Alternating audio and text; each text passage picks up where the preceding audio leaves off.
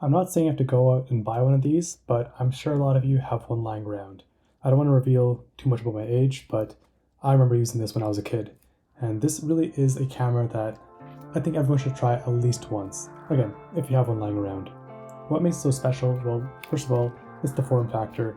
It's a handy cam. You use it with one hand. Once you got it on, you can fully operate it with just one hand. The on button is right here.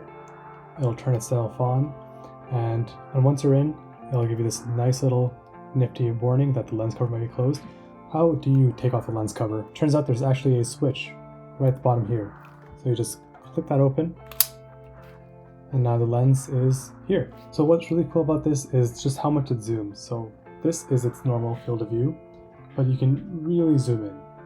And I'm talking like really zoom in. I'll show some better footage that has some actual zoom capabilities, but 40 times optical zoom. That's not digital zoom, that's optical zoom. It's lenses and stuff moving around in here to go really, really close.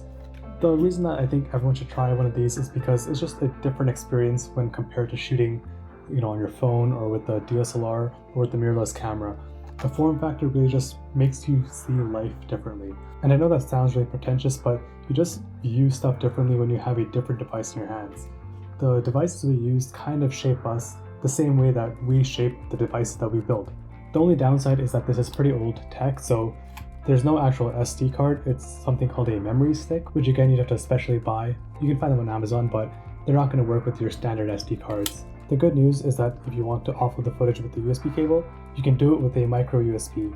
Again, those are becoming less and less common, but they're more prevalent than the memory sticks that this camera would otherwise take.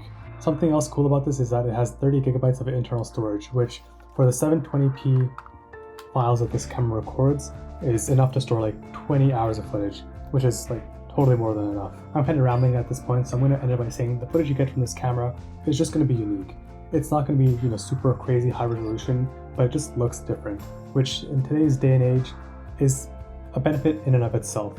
If you have one of these lying around, give it another shot, have fun with it, and let's see what kind of footage you get. See ya.